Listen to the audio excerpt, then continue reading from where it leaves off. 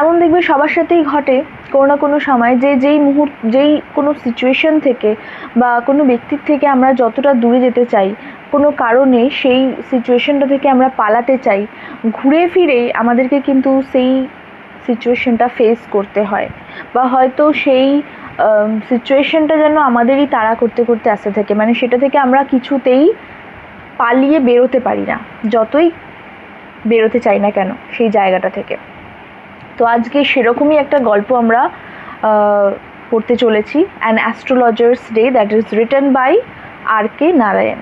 R K. Narayan কিন্তু একজন ভীষণ বিখ্যাত একজন প্রলিফিক ইন্ডিয়ান রাইটার, এবং তার বেশিরভাগ গল্পই ফিকশনাল একটা টাউন মালগুড়িকে কেন্দ্র করে লেখা, মালগুড়ি শহরকে কেন্দ্র করে তার নানান গল্প, নানান ক্যারেক্টার লেখা। এবং আজকের যে গল্পটা অ্যান অ্যাস্ট্রোলজার্স ডে, এটা কিন্তু আর.কে. নারায়ণের লেখা মালগুড়ি ডেজ নামক যে শর্ট স্টোরি কালেকশন বইটা আছে সেটার একদম প্রথম গল্প। মানে বইটা মালগুড়ি ডেজ বইটা তোমরা খুললে যে ফার্স্ট গল্পটা দেখবে কিন্তু অ্যান অ্যাস্ট্রোলজার্স ডে। ভীষণ ইন্টারেস্টিং একটা গল্প এবং একটা সাসপেন্স আছে, ঠিক আছে? তো যারা গল্পটা জানো না, যদি প্রথমবার দেখে থাকো গল্পটা শোনো, ভীষণই ভালো লাগবে। আর এমনিতেও তোমাদের যেহেতু সিলেবাসে আছে, মন দিয়ে গল্পটা শোনো, কারণ প্রত্যেকটা লাইন থেকে কিন্তু তোমাদের কোয়েশ্চেন আসতে পারে। যেহেতু এটা এমসিকিউ বেসড সেমিস্টার 1, তাই প্রত্যেকটা লাইন কিন্তু মনোযোগ দিয়ে শুনতে হবে, এবং গল্পটা ভালোভাবে শুনলে তোমরা যে কোনো এমসিকিউ কিন্তু সলভ করতে পারবে। এবং আজকে যেহেতু পুরো গল্পটা হবে না, পার্ট বাই পার্ট আমরা যতটা হয় আজকে আমরা করব, বাকিটা আমরা পরের দিন করব। আচ্ছা, আরেকটা জিনিস বলে রাখি, আর.কে. নারায়ণের পুরো নাম হচ্ছে রাশিপুরম কৃষ্ণ স্বামী আইয়ার নারায়ণ স্বামী, ঠিক আছে? এবং ওনার যে বিখ্যাত কিছু নভেল সেটা হচ্ছে যেমন স্বামী অ্যান্ড ফ্রেন্ডস, তার ডেবিউ নভেল, একদম প্রথম নভেল। এবং আচ্ছা, তোমাদের একটা কাজ দিই আমি, তোমরা অবশ্যই কমেন্ট করে বলো তো যে ক্লাস 10-এ তোমরা আর.কে. নারায়ণের কোন টেক্সটটা পড়েছিলে। এটা যারা জানো অবশ্যই কিন্তু সবাই জানো, যারা জানো না সবাই জানো, যারা দেখছো অবশ্যই কিন্তু কমেন্ট করে জানাও। আর এছাড়া আর.কে. নারায়ণের প্রচুর তো স্টোরি আছেই, নভেল আছেই, তার মধ্যে the guide, the English teacher, এই গল্পগুলো কিন্তু ভীষণভাবে উল্লেখযোগ্য কিছু গল্প। তো চলো আজকের অ্যান অ্যাস্ট্রোলজার্স ডে যে শর্ট স্টোরিটা সেটা আমরা শুরু করি। দেখো, যদি তোমরা টেক্সট বইটা নিয়ে বসো, আমার কাছে টেক্সট বই আছে, যদি তোমাদের কাছে টেক্সট বই থাকে অবশ্যই কিন্তু টেক্সট বইটা খুলে বসো, তাহলে বুঝতে সুবিধা হবে। এবং না হলেও আমি এখানে টেক্সটটা প্রোভাইড করে দেব, ঠিক আছে? চলো কি বলছে দেখো। পাংচুয়ালি at midday he opened his bag and spread out his professional equipment, which consisted of a dozen cowrie shells, a square piece of cloth with obscure mystic charts on it, and a bundle of Palmyra writing. বলছে যে ঠিক একদম মানে দুপুরবেলায়, midday, he opened his bag, সে তার ব্যাগটা খুললো, and spread out his professional equipment, এবং তার সমস্ত যে পেশা সংক্রান্ত যে যন্ত্রপাতিগুলো সেগুলো সে বার করলো। which consisted of, যেগুলোর মধ্যে কি কি ছিল, of a dozen cowrie shells, সেই ছোটো ছোটো কড়ি হয়, 1 ডজন মতন কড়ি, a square piece of cloth, একটা কাপড়ের টুকরো, with obscure mystic charts on it, obscure মানে কিছু দুর্বোধ্য, এবং মিস্টিক হচ্ছে রহস্যময়, মানে যেটা সাধারণ মানুষ বুঝতে পারবে না, ঠিক আছে? অ্যাস্ট্রোলজারদের তো অনেক রকম কিছু লেখা থাকে, অনেক রকম তার হিসাব নিকেশ থাকে সেই পেপারটায়, তো এই কাপড়ের মধ্যে একটা পেপারে সেই জিনিসগুলো আর কি আছে। And a bundle of palmyra writing, এবং পালমাইরা রাইটিং হচ্ছে যেখানে সবার হাতের ছকগুলো আঁকা থাকে, ঠিক আছে? তালপাতার একটা মানে কাগজ তৈরি একটা পেপার, বড় সড়ো, যেটার মধ্যে হরোস্কোপ লেখা থাকে সবার। His forehead was resplendent with sacred ash and vermilion. এটা কার কথা হচ্ছে? সেই অ্যাস্ট্রোলজার, জ্যোতিষীটার কথা হচ্ছে, যে তার ফোরহেড, কপালটা কী দ্বারা সজ্জিত? রেসপ্লেন্ডেন্ট মানে একদম চকচক করছে, উজ্জ্বল চকচক করছে, উইথ স্যাক্রেড অ্যাশ, পবিত্র ছাই দিয়ে, এবং ভার্মিলিয়ন হচ্ছে সিঁদুর। আমরা দেখি না সেই সাধু বাবারা যেরকম, মানে সব অ্যাস্ট্রোলজার না, কিন্তু হ্যাঁ একটা আমাদের যেমন একটা যেরকম চিন্তা ভাবনা থাকে অ্যাস্ট্রোলজার মানে এরকম হবে, একটা সাধু বাবার মতন হবে দেখতে, ঠিক সেরকম আর কি। এরমভাবে কপালটাকে ছাই দিয়ে এঁকে এবং সিঁদুরের টিপ পরে সে বসে আছে। And his eyes sparkled with a sharp abnormal gleam which was really an outcome of a continual searching look for customers.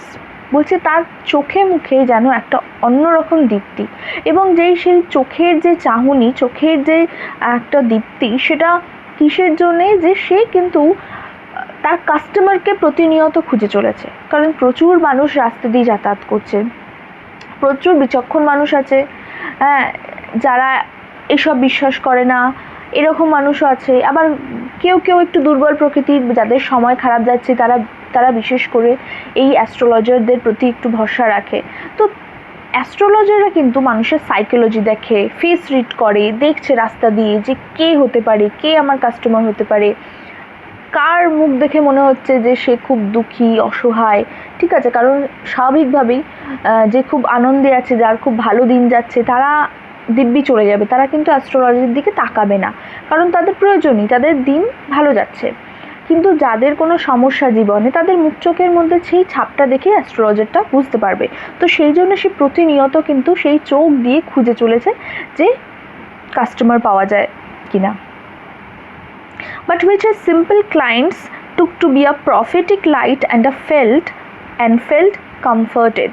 তো এই যে সার্চ করছে কাস্টমারদের জন্য, তার চোখে মুখে একটা আলাদাই দীপ্তি, বলছে সেটা তো উনি কাস্টমারদের খুঁজছে, ঠিক আছে, কাস্টমারদের মানে অবজার্ভ করছে, কিন্তু কাস্টমাররা সেক্ষেত্রে কী ভাবে?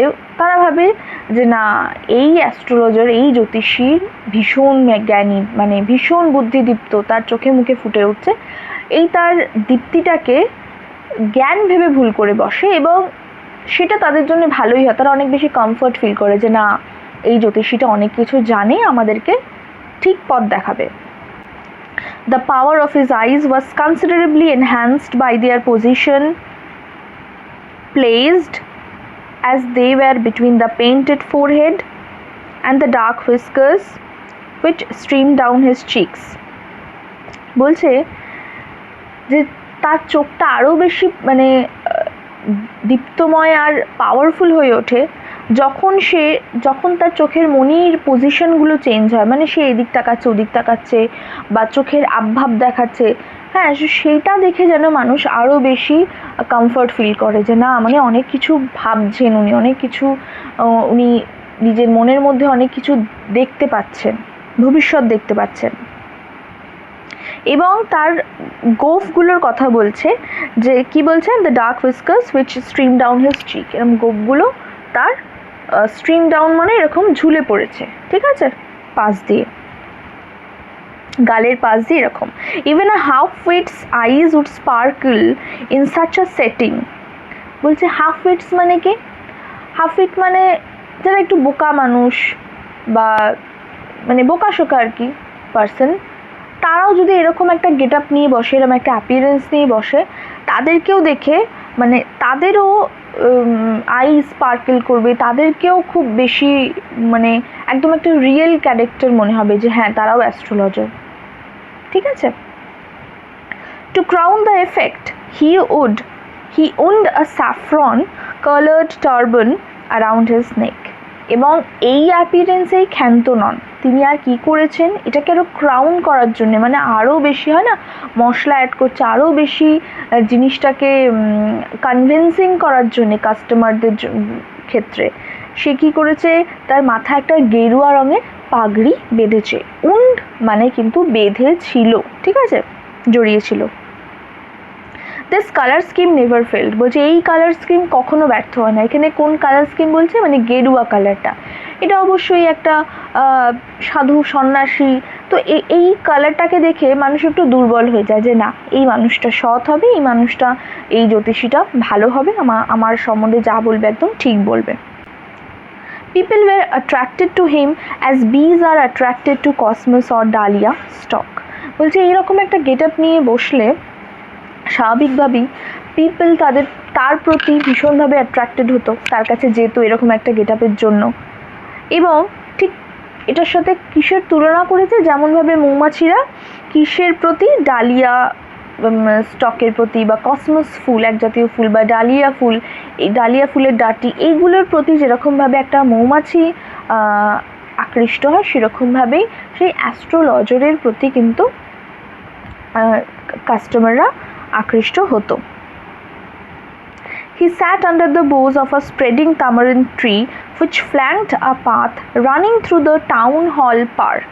বলছে যে সে কোথায় বসতো না, তেঁতুল গাছের ডালের নিচে বসতো, এবং এই তেঁতুল গাছটা রাস্তার একদম পাশ দিয়ে ধার দিয়ে গিয়ে মানে সারি সারি হয়ে কত দূর গেছে, টাউন হল পার্ক পর্যন্ত বিস্তৃত হয়েছে এই তেঁতুল গাছগুলো আর কি। It was a remarkable place in many ways. এবং সত্যি এটা একটা রিমার্কেবল, মানে মনে রাখার মতন একটা বিশেষ জায়গা। A surging crowd was always moving up and down this narrow road morning till night. এবং সার্জিং ক্রাউড হচ্ছে মানে বেশ ভিড়, ঠিক আছে, এবং ভিড় যেন আস্তে আস্তে বাড়ছেই। তো সকাল থেকে রাত পর্যন্ত এই রাস্তায় একদম প্রচুর একদম লোকালয় ভিড় থাকে। তো সেটার জন্য অবভিয়াসলি অ্যাস্ট্রোলজারের কিন্তু ব্যবসা করতে বেশ ভালোই হয়, ভালোই সুবিধা হয়। A variety of trades and occupations was represented all along its way। তো আমরা যেরকম বাজারে গেলে দেখতে পাই কোনো একটা পার্টিকুলার বাজার বসে, যেখানে মার্কেট বসে, সেখানে যেমন বিভিন্ন রকমের পেশার মানুষরা নিজেদের দোকান খুলে বসে, সেরকমই কিন্তু এখানে বলছে যে variety of trades and occupations was represented all along its way. যেমন সেখানে মেডিসিন সেলাররা থাকে, সেলার অফ স্টোলেন হার্ডওয়্যার, বিভিন্ন হার্ডওয়্যার অ্যান্ড জাঙ্ক, বিভিন্ন উল্টোপাল্টা জাঙ্ক, যেগুলো ফেলা জিনিস বা হার্ডওয়্যারের জিনিস, যেগুলো চুরি করা জিনিস কম দামে বেচে, এই ধরনের দোকানদার, এই ধরনের লোক থাকে।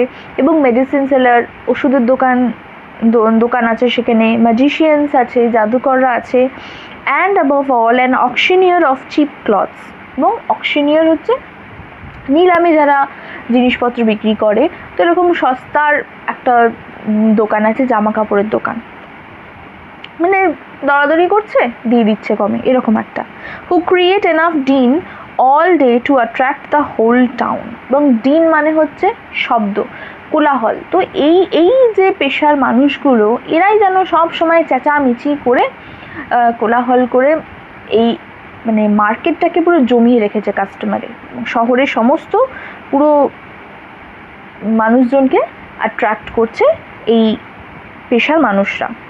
Next to him in vociferousness came a vendor of fried groundnut। বলছে ঠিক তার পাশেই, vociferousness মানে কি, চিৎকার করা, মানে খুব জোরে জোরে চিৎকার করে করে যারা কথা বলে, বা কোনো হয় না যারা ব্যবসা করে, যারা হকার্স হয়, তারা খুব জোরে জোরে চিৎকার করে করে নিজেদের জিনিসপত্রগুলো বিক্রি করে, ঠিক সেই রকম চিৎকারের কথা এখানে বলা হয়েছে। তো next to him in vociferousness came a vendor of fried groundnut. তার পাশে চীনাবাদাম বিক্রি করে, ভাজা চীনাবাদাম বিক্রি করে, এরকম একটা লোক দাঁড়ায়, এবং সে প্রচুর চিৎকার করে করে তার মানে প্রচার করে আর কি। Who gave his ware a fancy name each day. এখানে ওয়্যার বলতে তার যে পণ্য সামগ্রী, সেইগুলোর কথা বলা হয়েছে, পণ্য সামগ্রীর কথা বলা হয়েছে, জিনিসপত্রের কথা। তার তো ভাজা চীনাবাদামের তার এরকম ঢিবি করে নিয়ে বসে না দোকানদাররা, সেরকম তার একটা জায়গা, স্টল নিয়ে সে বসে আছে। কিন্তু সে প্রত্যেক দিনই তার সেই মানে বাদামের নিত্য নতুন নাম রাখে কাস্টমারদেরকে অ্যাট্রাক্ট করার জন্য। কীরকম, যেমন calling it Bombay ice cream, Bombay ice cream নাম দেয় one day, on the next day Delhi almond, and on the other Rajah's delicacy. আবার কখনো রাজাস ডেলিকেসি, মানে প্রত্যেক দিন তার সেই জিনিসের নাম চেঞ্জ করছে। এটা কেন করছে? এমনি জাস্ট ব্যবসা করার জন্যে, কাস্টমারদেরকে অ্যাট্রাক্ট করার জন্যে একটা ইন্টারেস্টিং নাম দিচ্ছে এবং সেরকমভাবে জোরে জোরে চেঁচাচ্ছে। And so on and forth, people flocked to him. স্বাভাবিকভাবেই যেখানে মানুষ চিৎকার করে করে নিজের প্রচার করবে, মানুষ সেই দিকে তো যাবেই কিনতে, এবং সবসময় মানুষ সেখানে ভিড় জমিয়ে রেখেছে। ফ্লকড টু হিম মানে ভিড় জমিয়ে রেখেছে তার কাছে। A considerable portion of this crowd dallied before the astrologer too. এবার যেহেতু অ্যাস্ট্রোলজারের ঠিক পাশে সেই বাদাম বিক্রেতা বসে মানে দাঁড়িয়ে আছে, বিক্রি করছে, তাতে কাস্টমারের মানে অ্যাস্ট্রোলজারের কিন্তু সুবিধাই হয়েছে, কারণ বাদামওয়ালাটার কাছে প্রচুর ভিড় হচ্ছে, এবং পাশে যদি ওরকম অ্যাস্ট্রোলজার সাধুবাবা বসে থাকে সব কিছু নিয়ে, চার্ট ফার্ট নিয়ে, গরিড সেলস নিয়ে, সব নিয়ে, তো যারা একটু খারাপ সময় দিয়ে যাচ্ছে বা কিছু, তারা একটুখানি উকি ঝুঁকি মারছে, তারা একটু ড্যালিড মানে হচ্ছে ধীরে সুস্থে একটুখানি দেখছে, একটু অ্যাস্ট্রোলজারকেও একটু দেখে নিচ্ছে তার সাথে। আমরা মানে এরকম করি না, কোনো একটা দোকানে যাই কিছু কিনতে, তো পাশের দোকানটাতেও একটু দেখে নিই যে কী আছে, না কিনলেও একটুখানি উকি মারি। তো সেরকমই অ্যাস্ট্রোলজার বসে আছে এবং চীনাবাদাম বিক্রেতার ওখান থেকে কাস্টমার এসে একটু অ্যাস্ট্রোলজারের কাছেও ঘোরাঘুরি করছে। এবং কনসিডারেবলের যে মানে সেটা মানে যথেষ্ট পরিমাণ, considerable portion of this crowd, ঠিক আছে, চীনাবাদামের বিক্রেতার কাছে যে ক্রাউডটা যেত, ভিড়টা যেত, তার বেশ কিছুটা অংশ কিন্তু অ্যাস্ট্রোলজারের কাছেও আসতো। The astrologer transacted his business by the light of a flare which crackled and smoked up above the groundnut heap nearby. এই যে অ্যাস্ট্রোলজার ট্রান্স্যাক্টেড হিজ বিজনেস মানে তার ব্যবসাটা করতো কিসের মাধ্যমে? একটা হালকা মানে ফ্লেয়ার, একটা হালকা আলো বিচ্ছুরিত হতো, হুইচ ক্র্যাকেল, একটু আওয়াজ হতো সেই আলোটাতে, অ্যান্ড স্মোকড আপ, মানে একটা বাতির আলোতেই, একটা ছোট্ট বাতির আলোতেই সে পুরো তার ব্যবসাটা করতো। এবং সেইটার যে ধোঁয়াটা, সেটার ধোঁয়াটা কিসের ওপর দিয়ে যেত? যে চীনাবাদাম বিক্রেতা সেই বাদামগুলোর উপর দিয়ে ধোঁয়াটা উড়ে যেত। Half the enchantment of the place was due to the fact that it did not have the benefit of municipal lighting.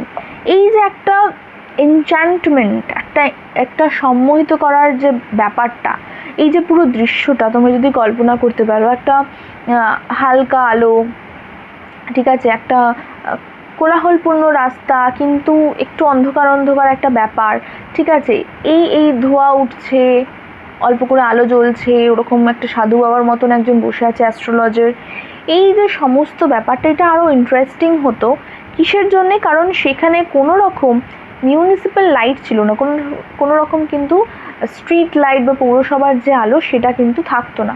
তাই ফলে যখন আস্তে আস্তে সন্ধে হতো, একটা অন্ধকার আবার একটু আলো আধারির একটা জায়গা, একটা মানে সেই পরিস্থিতি তৈরি হতো আর কি। The place was lit up by shop lights. বলছে পুরো যে সেই জায়গাটা, যেহেতু কোনো স্ট্রিট লাইট নেই, বড়সড় কোনো মিউনিসিপ্যাল লাইট নেই, সেই পুরো এলাকাটা কিসের দ্বারা আলোকিত হতো? সমগ্র যে শপের লাইটগুলো, বড় বড় শপের যে দোকানপাটে যত আলো আছে সেটা দিয়ে আলোকিত হতো জায়গাটা। বিভিন্ন দোকানপাটের আলো দিয়ে সেই জায়গাটা আর কি আলোকিত হতো। 1 or 2 had hissing gas lights, সেই একটু হিসিস করে আওয়াজ হয় এরকম গ্যাস লাইটস ছিল কিছু কিছু দোকানে। Some had naked flares stuck on the poles, সেই লম্ফ টাইপের কিছু থাকে সেরকম পোলসে ঝোলানো ছিল, ঠিক আছে, আলাদা করে কিছু না, জাস্ট শিখাটা জ্বলছিল, মানে আগুনের শিখা। Some were lit up by old cycle lamps, কোনো শপ আর কি ওল্ড সাইকেল ল্যাম্প জ্বলছিল সেখানে, lamp. And 1 or 2 like the astrologers managed without lights of their own. আবার কিছু কিছু দোকান ঠিক অ্যাস্ট্রোলজারের মতনই মানে কি করতো, বাকিদের যে আলো সেটা দিয়েই নিজের দোকানটা ম্যানেজ করে নিত, মানে তাদের নিজস্ব কোনো আলোর ব্যবস্থা ছিল না। It was a bewildering crisscross of light rays and moving shadows. Definitely bewildering মানে হচ্ছে খুব puzzled, আর ক্রিস ক্রস কেন বোঝাচ্ছে? কারণ চারিদিকে সব, কোনো পার্টিকুলার কোনো স্ট্রিট লাইট নেই। এবার সবের আলোগুলো ক্রিস ক্রসভাবে পড়ছে, মানে কিছুটা এদিক থেকে কিছুটা ওদিক থেকে এইভাবে ক্রিস ক্রসভাবে আলোগুলো পড়ছে এবং সেগুলোর ছায়া তৈরি করছে। This suited the astrologer very well. এবং এই যে ব্যাপারটা, আলো আঁধারির ব্যাপারটা, সেই জ্যোতিষীটা যে মানে সেই তার যে বিজনেসটা সেটার সাথে কিন্তু খুব ভালোভাবে যাচ্ছে। For the simple reason that he had not the least intended to be an astrologer when he began his life, and he knew no more of what was going to happen to himself next. দেখো খুব ভালো করে শোনো এই জায়গাটা, যে for the simple reason that he had not the least intended to be an astrologer when he began his life, তার সে যখন তার জীবন শুরু করেছে তার এরকম কোনো ইন্টেনশনই ছিল না, মানে তার এরকম কোনো ইচ্ছা ছিল না কোনোদিনও যে সে অ্যাস্ট্রোলজার হবে। তাহলে এর পিছনে একটা রহস্য আছে, আমরা জানবো যে সে কেন অ্যাস্ট্রোলজার হলো। and for the simple reason that he had not be আচ্ছা এটা তো হয়ে গেছে, when he began his life and he knew no more of what was going to happen to himself next minute, এবং সে জানতো না যে তার পরে মুহূর্তে কি হতে চলেছে, তার ভবিষ্যৎ জানতো না। এটাও একটা আইরনিক্যাল, দেখো যে অ্যাস্ট্রোলজার সে বসে আছে অন্যের ভবিষ্যৎ বলার জন্যে, সেখানে বলছে সে কিছুদিন আগেও সে নিজেই জানতো না যে সে অ্যাস্ট্রোলজার হবে, এবং সে নিজেই জানতো না যে তার ভবিষ্যৎ তাকে কোন দিকে নিয়ে যেতে চলেছে। এটা ভীষণই কিন্তু একটা আইরনিক্যাল ব্যাপার। He was as much a stranger to the stars as well as his innocent customers. বলছে যে সেই যে মানে নক্ষত্র, তারা নক্ষত্র, গ্রহ নক্ষত্র, সেগুলোর প্রতি সে এতটাই অপরিচিত ছিল, ঠিক যতটা ছিল কি বলছে তার ইনোসেন্ট কাস্টমার্স, তার যে সরল মক্কেলরা ততটাই, মানে তারা যতটা অপরিচিত এসব নিয়ে, এই স্টার্স, প্ল্যানেটস এগুলোর ব্যাপারে, অ্যাস্ট্রোলজারও কিন্তু ততটাই অপরিচিত ছিল। তাহলে দেখো কতটা একটা আইরনিক্যাল ব্যাপার যে সে একটা মানে এটা তার একটা পেশা, এখন সে বসে আছে সাজসজ্জা করে যে মানুষের ভবিষ্যৎ বলবে, হ্যাঁ অ্যাস্ট্রোলজার হয়ে মানুষের মানে ভরসাযোগ্য সেই জায়গাটা ধরে সে বসে আছে, কাস্টমারদের ভবিষ্যৎ বলছে, সব কিছুই ঠিক আছে, কিন্তু সে নিজেই কিছু জানে না, এটা কিন্তু আমরা জানতে পাচ্ছি। Yet he said things which pleased and astonished everyone. That was more a matter of study, practice and a shrewd guesswork. বলছে তবুও সে কিন্তু খুব ভালোভাবেই মানুষদেরকে খুশি করে দিত এবং অবাক করে দিত প্রত্যেককে, এবং সেটারও কিন্তু একটা কারণ ছিল, কারণ সব মানুষ কিন্তু সবাইকে, মানে সে অ্যাস্ট্রোলজি সম্বন্ধে কিছু না জেনেও কিভাবে মানুষদেরকে মানে খুশি করে দিত বা সঠিক কথা বলে বলে অবাক করে দিত, সেটারও রিজনটা দিয়েছে যে that was more matter of study. কারণ সে সব কিছু স্টাডি করতো, মানুষজনকে অবজার্ভ করতো, প্র্যাকটিস করতো, এবং তার যে চর্চা প্রতিদিন অনেক দিন ধরে এই কাজটা সে করে আসছে, অ্যান্ড আ শ্রিউড গেস ওয়ার্ক। এবং অবশ্যই অ্যাস্ট্রোলজারদের মধ্যে তো এটাও একটা থাকতে হবে, প্রত্যেকটা একটা গুণ স্টাডি করতে হবে, মানে একটা হিউম্যান ক্যারেক্টারকে স্টাডি করা, ঠিক আছে, এখানে কিন্তু পড়াশোনা বোঝাচ্ছে না, একটা হিউম্যান ক্যারেক্টার স্টাডি করা, সেটা নিয়ে প্র্যাকটিস করা, মানে চর্চা করা প্রত্যেক দিন, এবং কিছু মানে শ্রিউড খুব চালাকির দ্বারা গেস করা, অনুমান করা, ঠিক আছে, আন্দাজা লাগানো যে হ্যাঁ এটা হতে পারে। তো এটাও কিন্তু একটা কম গুণ না, এটাও কিন্তু একটা প্র্যাকটিস দরকার। All the same it was as much an honest man's labour as any other, and he deserve the wages he carried home at the end of a day. এবং বলছে যে দেখা গেলে এটাও কিন্তু একটা অনেস্ট ম্যান যতটা ডিজার্ভ করে তার ওয়েজেস, তার যে মানে পারিশ্রমিকটা, সেও কিন্তু ডিজার্ভ করতো তার পারিশ্রমিকটা, এবং যেই টাকাটা সে বাড়িতে নিয়ে যেত দিনের শেষে।